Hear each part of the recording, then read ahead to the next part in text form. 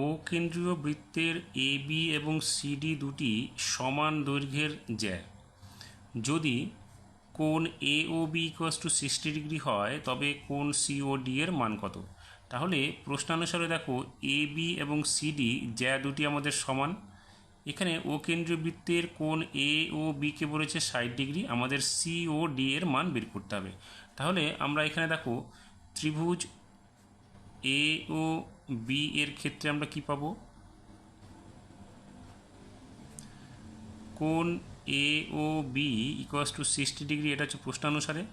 আর আমরা এখানে পাচ্ছি কোণ এ, এখানে বাহু এ ও ও বি, এটা একই বৃত্তের ব্যাসার্ধ।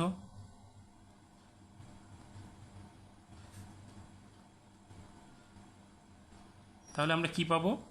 তাহলে আমরা পাবো কোণ ও এ বি কোণ ও বি এ সমান চিহ্ন কী হবে?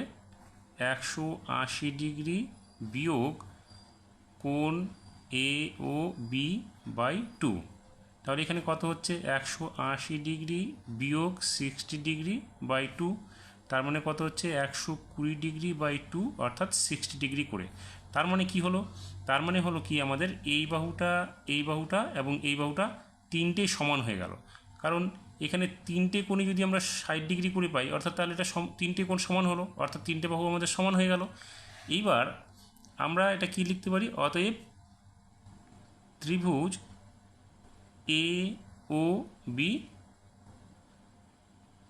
সমবাহু ত্রিভুজ। এখন দেখো আমাদের কি বলেছে?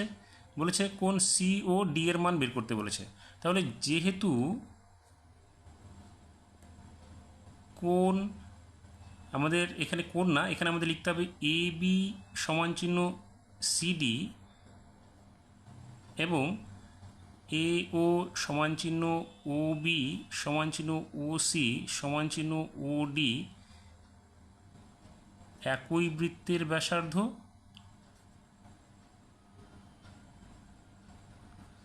তাহলে সুতরাং আমরা কি লিখতে পারি? কোণ সি ও ডিটা হচ্ছে আমাদের 60°। তাহলে কোণ সি ও ডি =60°। কেন 60° হবে? দেখো এই ত্রিভুজটার ক্ষেত্রে এই দুটো বাহু যদি একই বৃত্তের ব্যাসার্ধ হয়, তাহলে এই দুটো বাহু আমাদের একই বৃত্তের ব্যাসার্ধ। আর এই বাহুটা কি হলো? এই দুটো বাহুর সঙ্গে সমান হলো। তাহলে এ বিটা আবার সিডির সঙ্গে সমান, যে প্রশ্নানুসারে। তাহলে আমরা দেখতে পাচ্ছি এই তিনটে বাহু আবার সমান হয়ে গেল। সেক্ষেত্রে তিনটে বাহু সমান হওয়া মানে হচ্ছে তিনটে কোণ 60° করে হয়ে যাওয়া। সেক্ষেত্রে আমরা লিখতে পারি যে কোণ সি ও ডি হচ্ছে আমাদের 60°।